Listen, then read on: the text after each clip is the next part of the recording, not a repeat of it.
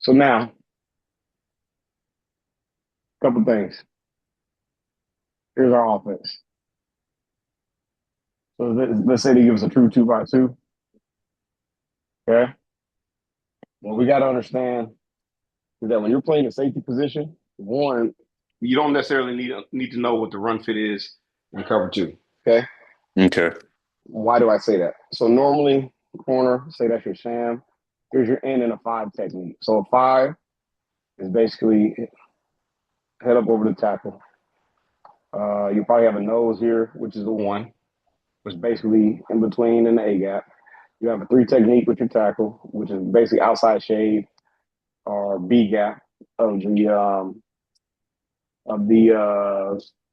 guard, and then you have another five. Okay, Mm-hmm. matter. So now you're here. The sand will be on this side because the strength will be set to that side. All right.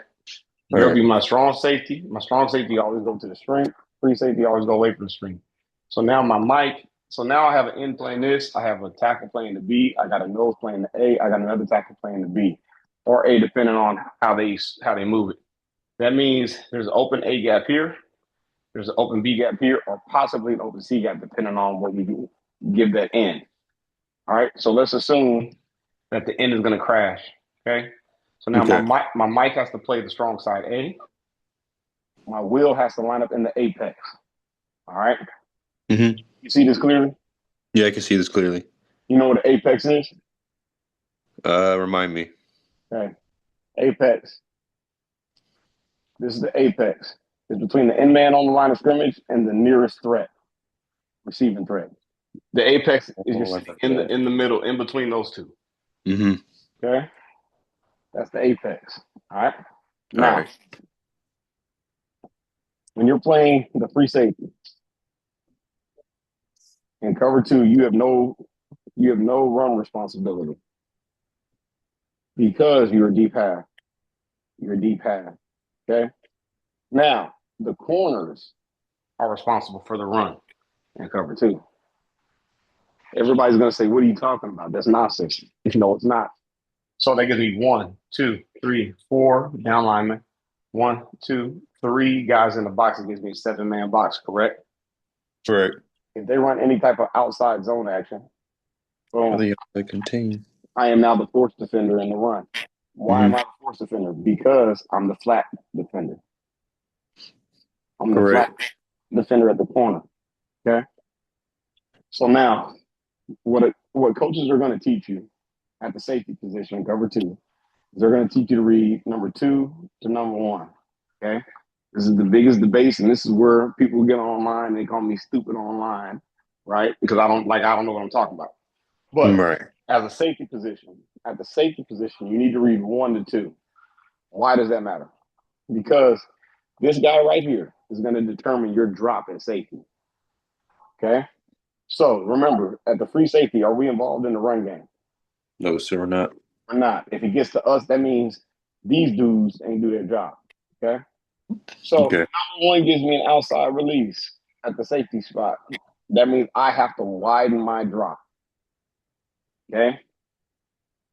So you're going to hear something like a term called the MOR. You know what the MOR stands for? Mandatory outside release. Mandatory outside release. You know this by playing receiver. If the Mm-hmm. receiver is giving you a mandatory outside release, what does that mean for the second receiver? The two is going inside. He's going where? He's going inside No, he's going or outside. outside. We only get a mandatory outside release in order to clear space for this guy. Oh, right. You're going to go for the go route and they're going to try to hit an out route behind you. That's the only reason that we run that they have the mandatory outside release. So if I know that, that means the honey hole is here. This is what they call the honey hole. Every quarterback is taught to throw that ball in that honey hole. You know Mm-hmm. that from the receiver position. Yes, So sir. if I know that I can't make a play on this out because my corner is going to trigger on that, okay? That Okay. means if number one gives me a mandatory outside release or an outside release period, I have to widen my drop because that drop is going to take me to where the ball to the mesh point. The mesh point is going to be this honey hole option. Does that make sense? Yeah, that makes sense. Are you sure? Yeah, that does. It's a whole shot, and you gotta try to like bounce it. Okay. So, all right. So it's quiz time. What's the responsibility of the corner? Cover two. As the corner, you have a flat drop. Okay. You play the flat. All right. What's the responsibility of the safety? Safety has a deep drop. What does that mean? Means you Specifically, gotta get wide. deep half. Okay. Okay. Now you only widen your drop based on what? Based on his release Of who? of the number one. There you go. Now what happens if number one gives me an inside release? Um, Where then how does you drop straight back there you go. Good. Drop straight back. Why? because he's already running towards you. There it is. Now the common question. Well, coach, that sounds good, but what if they give you an automatic switch release? Well, I would tell the people stop being stupid. Why would I say that? Because you just have to switch, right? Because if he runs inside and he runs here, who runs with this wheel? The corner. There you go. So now we're just switching responsibility. So now let's go even deeper. What is the responsibility of this will linebacker? The wheel has a hook. Uh, yes, essentially. So in cover two, they call it a wall. He could be so you got wall, you have vertical hook. Um, those are basically the two terms that you're going to say. So when you say wall, that means you carry number two. So number two Got is you. vertical. He's going to carry it to about 10 to 12, sit and hold. Okay, because he wants to carry it to the safety. Does that make sense? Yeah, that makes sense. If you get into fancy defenses, like for example, when I played for the Redskins, we used to call our cover two diamond. All right. You Mm-hmm. know why we called it diamond? No, sir, I do not. Because it's a it's three defenders over a two-man surface. So look at that, boom, boom, boom. It's like a triangle. So they may call it triangle in some defenses. They may call it diamond in some defenses, where it's these three over these two. In every defense, what you want to do is you want to have more defenders than there are threats. Does that make sense? Yes, sir, that So makes sense. usually in a cover two, you're going to play a cover two to a two-man surface. So when I say two-man surface, that's referring to the number of threats. There's one threat, there's two threats here. Okay. This is technically a three-man surface. One, two, where's my third threat? The running back. There you go. So now what's going to happen is the mic is going to drop. It could change. Sometimes, depending on if they run a Tampa, they can drop it straight down. But the mic is going to open to the first threat, which is going to be the third threat. So he's going to open his drop initially here. Because most routes will work back inside to this nature flare that way. So he's going to open to the initial threat, which will take him to the second or third option in the Mm-hmm. pass. Does that make sense? That makes sense. Why does it matter at safety? Because, uh, yeah, I think. If you don't know, it's fine. This is what we're teaching it for. I'm trying to remember what I did for a mic and why that was important at linebacker. So here's our linebackers. Mike, you're Sam, Mike, and Will. The Sam is a fourth player. The Mike has a strong side A gap. We're sending the end to the B gap, which means the Will is a fourth player here in the run. Mm-hmm. Does that make sense? So we're gap C gap, A gap, C gap. Okay. So now if it becomes a pass, the Mike has no threat in the pass game initially. Because here's an initial threat, an initial threat, an initial threat, an initial threat. We have three defenders for two threats.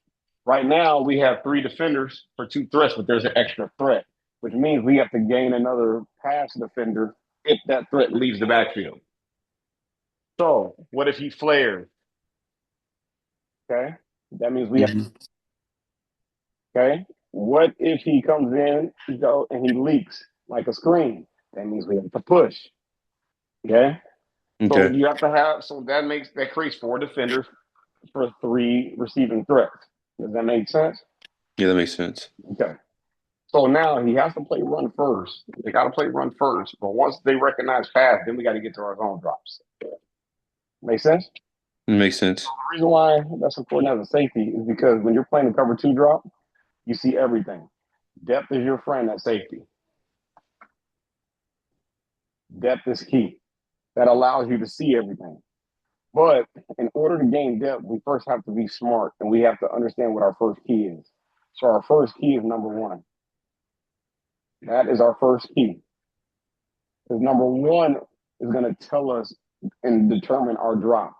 Remember, on defense, here's the problem with most coaches. They want you to see everything. That's the problem.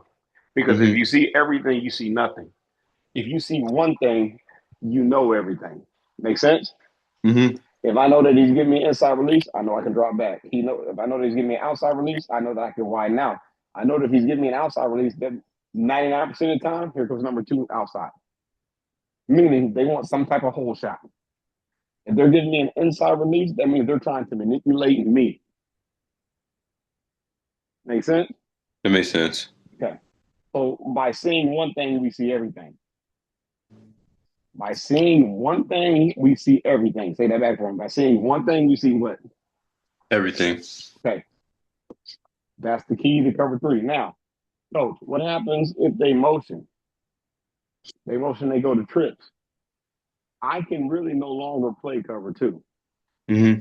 Now, what does that mean? If they motion, my will now has to bump into the box, meaning I got to change the direction that, and he's going to be an outside contained player. My Mike can stay in the A gap. Okay. But Okay. now, but now the problem with cover two is this: is what happens if he gets vert right now? Do I want my Mike running with that? Nope. So in most defenses, what you're going to get is a solo call. Solo, solo, solo. Hey, corner, you are on your own versus that receiver. And here I come pushing. Does that make sense? Like what we did in the games. Yep. Even if the Mike carries number three, this dude, I put my money on this dude over my Mike. I still want to be able to carry that. Does that make sense? Makes Because the sense. weakness of cover two is the middle of the field. So the middle of the field is the weakness of cover two. Okay? Okay. So those are the keys that you got to be sharp on. You got to understand that. You've got to understand that in cover two, we have nothing to do with the run game. We are extra people. If we are making tackles in cover two, we suck up here. Make sense? Makes sense. All right. And so we're just cleanup guys in cover two. We're responsible for the pass. We align at about 12 yards depth. We align basically inside number two, and then we play ball from there. If they happen to motion the trips, that's a defensive coverage thing. That'll be a team meeting thing. Hey, man, we're going to alert solo, whatever, whatever. Because if you stay in true cover two versus trips, offense has the advantage. Hmm. Okay? Okay. So outside of that, that's really it.